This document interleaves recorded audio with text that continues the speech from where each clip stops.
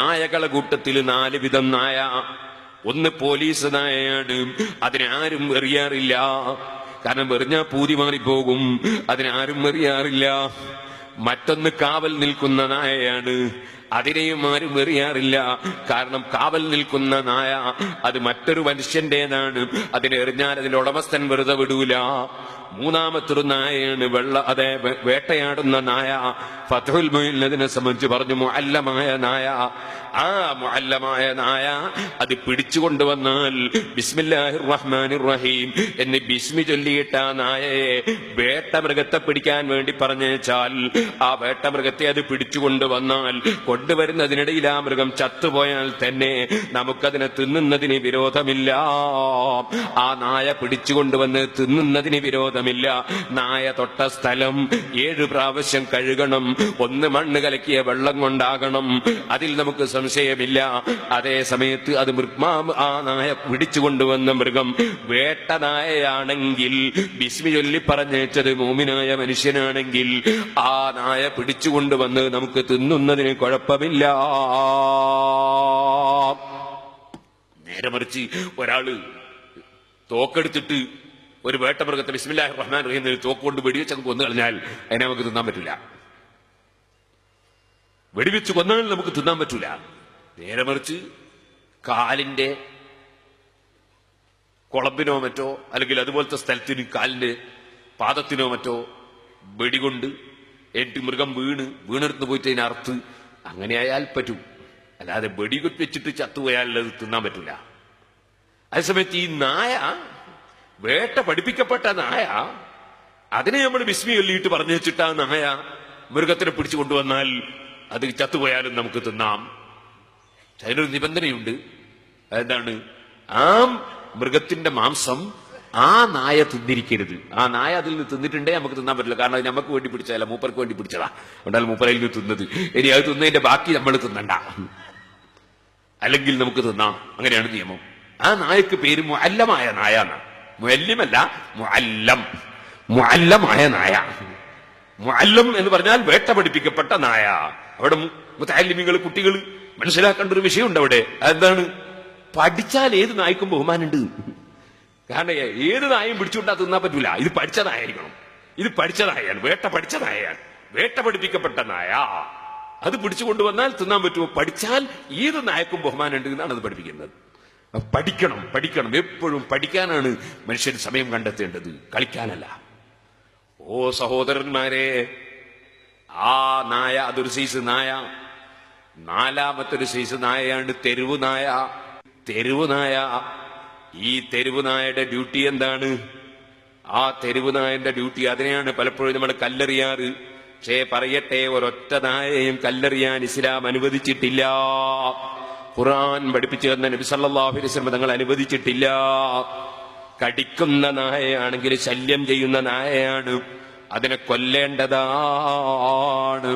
അത് പലപ്പോഴും ഗ്രാമപഞ്ചായത്തിന്റെ വകയെ തന്നെ കൊല്ലും. ഇല്ലേ നമ്മൾ കൂടിക്കൊടുക്കണം, ഇല്ലേ നമ്മൾ ഗ്രാമപഞ്ചായത്തിനെ കൊണ്ട് ചെയ്യിപ്പിക്കണം. ഇരിക്കട്ടെ, ഞാൻ പറഞ്ഞു വന്നത് അങ്ങനെ കടിക്കുന്ന നായയെ കൊല്ലാം, അല്ലാത്ത നായകളെ കൊല്ലാൻ പാടില്ല, ഉപദ്രവിക്കാൻ പാടില്ല. നായയാണ്, ശരിയാണ്, പക്ഷേ അതിനെ ദ്രോഹിക്കണമെന്ന് എവിടെയും പറഞ്ഞിട്ടില്ല.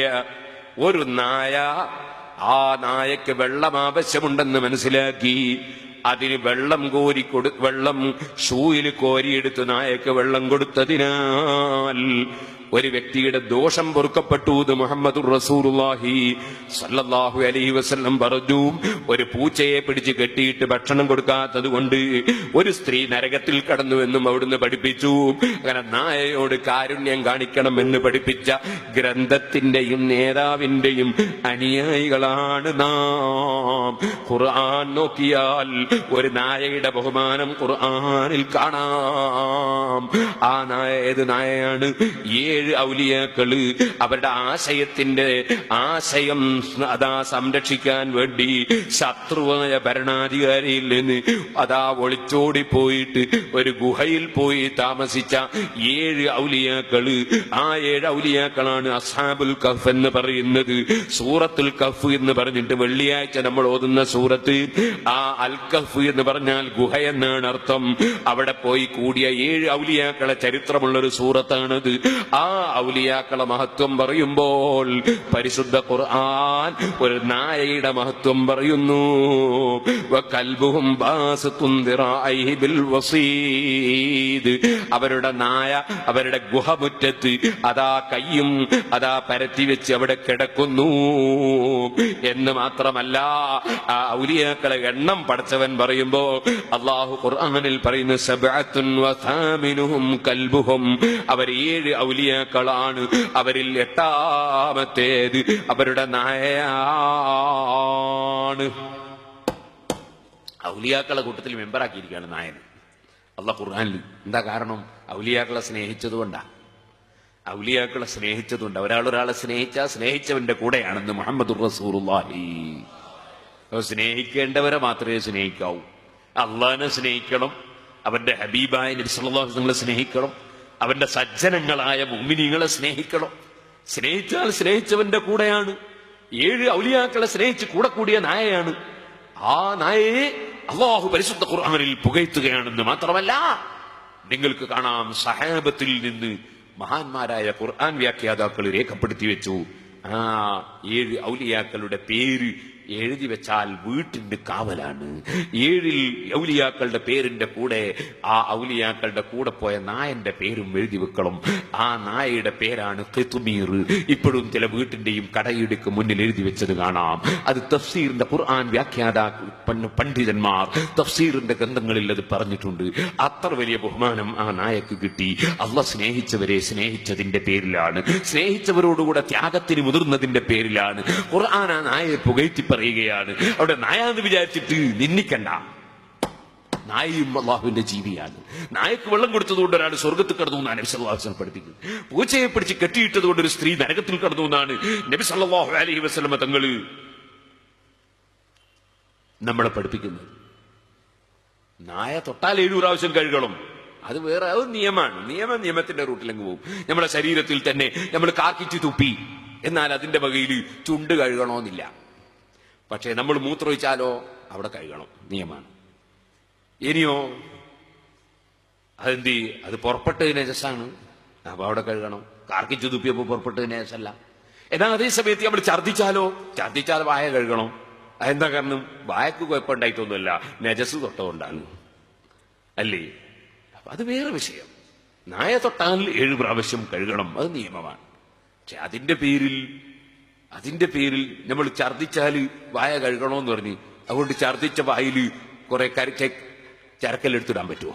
അല്ലെ കുപ്പിച്ചില്ലിടാൻ പറ്റുമോ? ഒന്നും പറ്റൂല.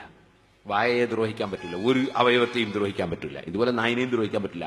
നായനെ വെട്ടാൻ പാടില്ല, നായനെ കൊല്ലാൻ പാടില്ല, നായനെ ദ്രോഹിക്കാൻ പാടില്ല. നായ അള്ളാഹുവിന്റെ ജീവികളിൽ ഒരു ജീവിയാണ്. ഇരിക്കട്ടെ സുഹൃത്തുക്കളെ, നായനെ തെറ്റിദ്ധരിക്കരുത് എന്ന് ഫത്ഹുൽ മുഈനിൽ പറഞ്ഞിട്ടുണ്ട്. ഒരൊറ്റ മനുഷ്യനും തെറ്റിദ്ധരിക്കരുത് അങ്ങോട്ട് ഇങ്ങോട്ട്. പിന്നെ അത് പറയണോ നായനെ തന്നെ തെറ്റിദ്ധരിക്കരുത്? ഫത്ഹുൽ മുഈനിൽ നായനെ തെറ്റിദ്ധരിക്കരുത്. എപ്പോ?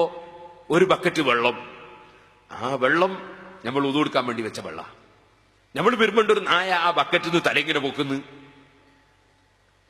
വെള്ളം തൊടുന്നത് നമ്മൾ കണ്ടിട്ടില്ല, നായ തല പൊക്കുന്നതേ കണ്ടിട്ടുള്ളൂ, വെള്ളം തൊടുന്നത് കണ്ടിട്ടില്ല. എന്നാൽ നമ്മൾ ആ വെള്ളം നജസാണെന്ന് മനസ്സിലാക്കി ഒഴിച്ചു കളയണോ? മറച്ചു കളയണോ? ഒഴിച്ചു കളയണോ? വേണ്ട, ആ വെള്ളം കൊണ്ടൊന്നും കൊടുക്കാം. കാരണം നായ തൊടുന്നത് നമ്മൾ കണ്ടിട്ടില്ല. അപ്പൊ നായ മുഖം ഇങ്ങനെ പൊക്കുന്നു കണ്ടില്ലേ? മുഖം പൊക്കിയത് കൊണ്ട് തൊട്ട വെള്ളമൊന്നുണ്ടോ? നമുക്ക് നല്ലേ വിചാരിച്ചുകൂടെ അതിനെ പറ്റി? അത് തൊട്ടിട്ടില്ല എന്ന് വിചാരിക്കണം. പിന്നെ എന്തിനാ മുഖം താഴ്ച നോക്കിയത്? നമ്മളൊക്കെ കിണറ്റിൽ നോക്കില്ല ചിലപ്പോ എത്ര വെള്ളം ഉണ്ട് നോക്കാൻ. അതുപോലെ അത് എത്ര ലിറ്റർ വെള്ളം ഉണ്ട് നോക്കിയത്. നല്ലേ വിചാരിക്കണം നായനെ പറ്റി. ഒരു നായനെയും തെറ്റിദ്ധരിക്കരുത്, ഒരു നായനെയും തെറ്റിദ്ധരിക്കരുത്. അങ്ങനെ ഇസ്ലാം. നമ്മൾ കാണുന്നവരൊക്കെ തെറ്റിദ്ധരിക്കല, നമ്മളെല്ലാവരും തെറ്റിദ്ധരിക്കല, അങ്ങനെ പാടില്ല. ഒരു നായനെയും തെറ്റിദ്ധരിക്കരുത് എന്നാണ് ഇസ്ലാം. അങ്ങനെയാ ഖുർആൻ പഠിപ്പിച്ചത്.